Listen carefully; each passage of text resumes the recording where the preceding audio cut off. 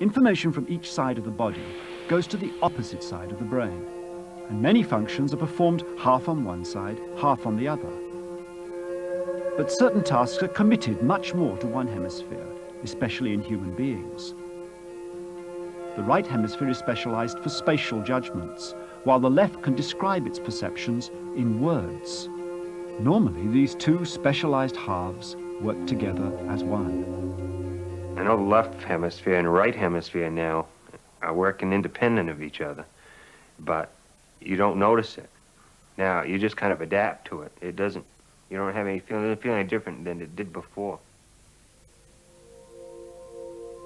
The corpus callosum, a huge bundle of fibers, connects the two halves of the brain. When it's damaged, in Joe's case through surgery to relieve epilepsy, then it almost seems that there are two separate people sharing a single head.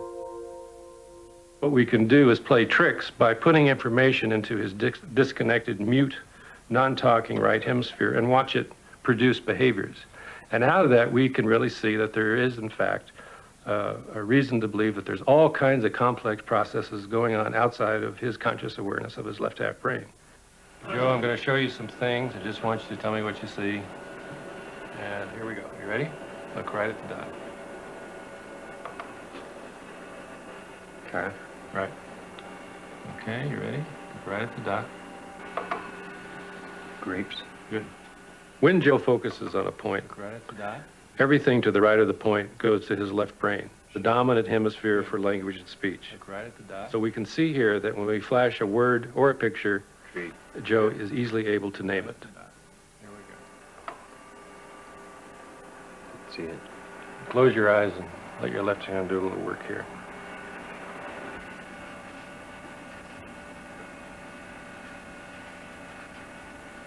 Okay, what do you got there? Pan. Okay, very good. Now, when a word or a picture falls to the left of a fixation point, that information goes to his disconnected right half brain. And as we can see here, Joe is unable to name it. Joe is able to draw the picture with his left hand, the left hand getting its major control from the right half brain. What did you draw? Okay. What did you see?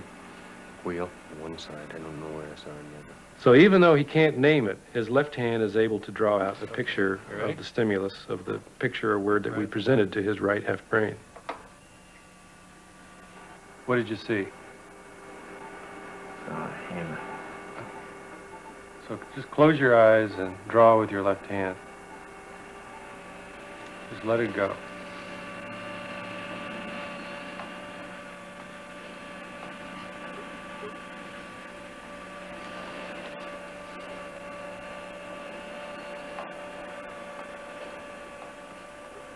Nice, what's that? Saw. Yeah. What'd you see? Hammer. What'd you draw that for? I don't know. What Joe and patients like him, and there are many of them, teaches us is that the mind is made up of a constellation of independent, semi-independent agents, and that these agents, these processes can carry on a vast number of activities outside of our conscious awareness.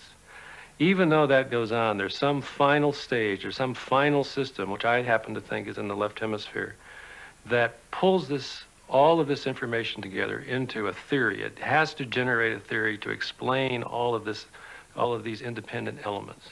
And so, and that theory becomes our particular theory of ourself and of the world. From impulses leaving the eyes to a theory of ourself and the world, we're beginning to learn how the cerebral cortex gives us our understanding.